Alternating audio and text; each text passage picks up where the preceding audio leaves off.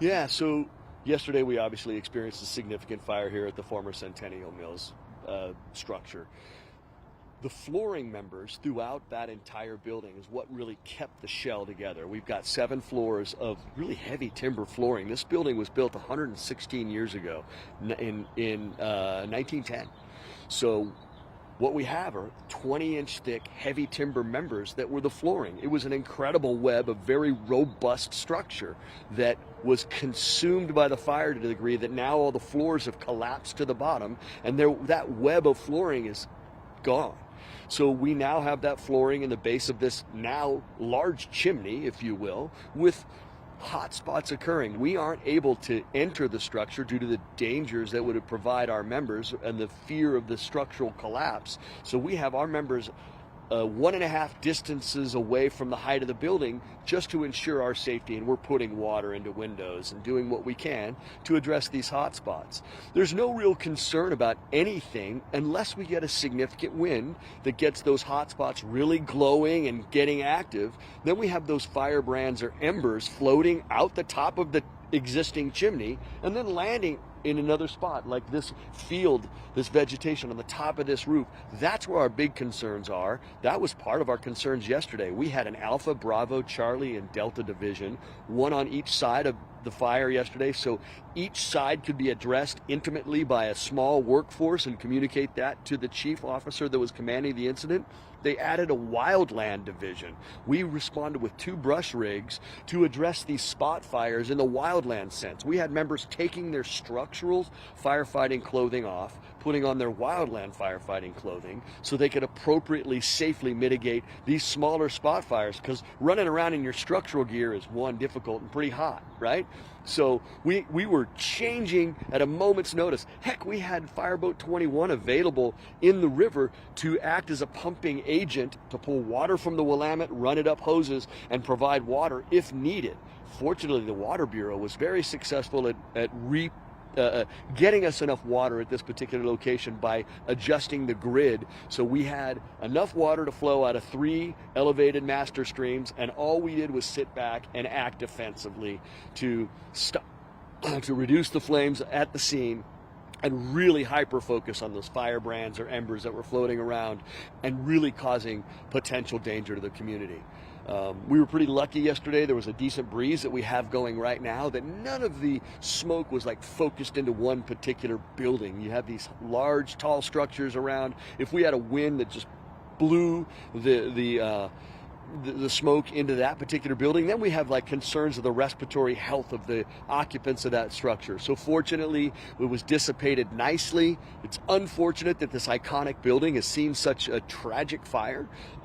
It's something that we kind of expected as Portland Fire and Rescue, but certainly we're hoping that we would get to a point where the building was renovated and back to operation prior to that occurring, but the reality is that didn't happen. And so now here we are. A big concern of ours is that structural collapse that we talked about. The members of the webbing of the flooring members keeping that building stable are now gone. So we have caution tape up on Naito. Northwest Naito is not going to be functionally utilized through that 1300 block. It's just unsafe. We have people that live down here that think their running courses has to run through that block of Northwest Naito. That's where I run. We need you to respect those caution tapes, respect the security officers that are attempting to stop you from roaming through that particular area.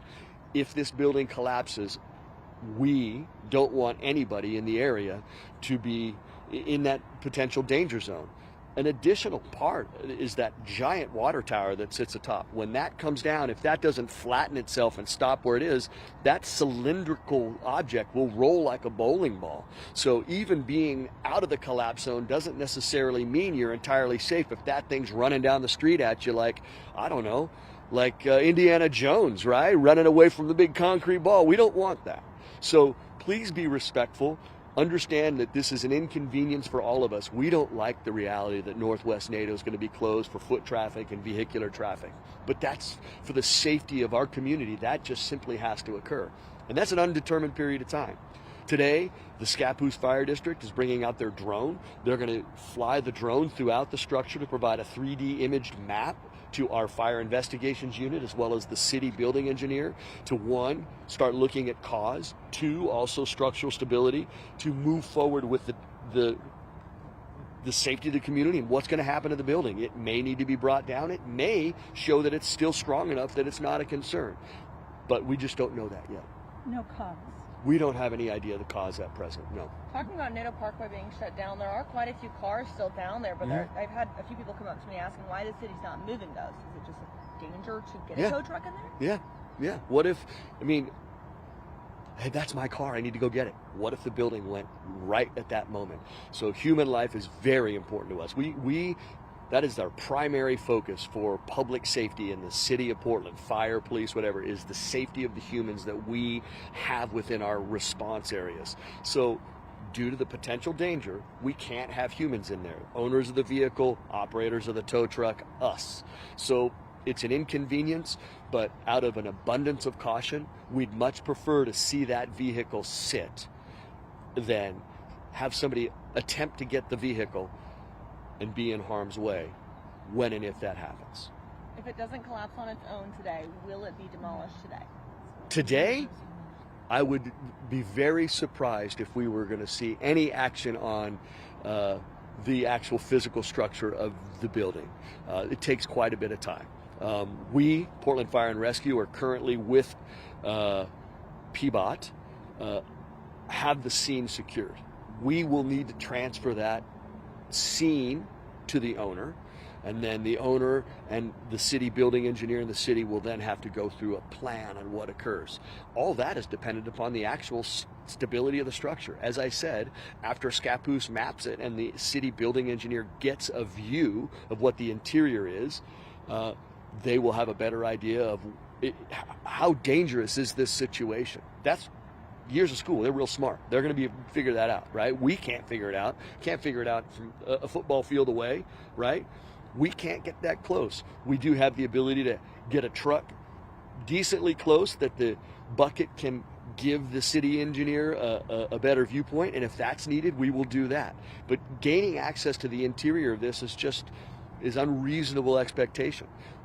This was on our unsafe building list prior to the fire. That means that if there is heavy fire, we will not put anybody on the interior of that structure. It will be a completely defensive operation, meaning we'll be on the outside, not on the inside. If we use offensive fire tactics, we are taking hose lines interior and addressing a fire on the interior of a structure from the interior of the structure. There are holes in this in the floors already from previous fires and other damages in history. 116 years. There's some, degradation of the structure throughout that period of time. Anyway, the internal stairs had been removed to limit unauthorized occupants from having access throughout the entire building. So because of that situation, we can't go on the interior simply as we're trained to do any extinguishment process, much less have somebody who's not trained go on the inside of this. So you were saying you weren't surprised this fire happened? I'm saddened, and when we've responded to this particular location multiple times in the last year for small fires in a lower floor, in the flooring. How many? I want to say I can think of 3 off the top of my head in the last 18 months, and they're, an entire box response. We get 4 engines, 2 trucks, chiefs, and they go in and they extinguish a small fire, but it's often smoldering in the floor. You have to do a lot of saw work to eliminate all of that. The members. The chain link fence has been it has turned some people away, but others have figured out how to access the structure through the boarded up windows and chain link fence, unfortunately. Heavily motivated to get on the interior. Yeah. Okay. All right. That's it for me. Thanks, Rick. Thank you so much. I appreciate Good? it. Yeah.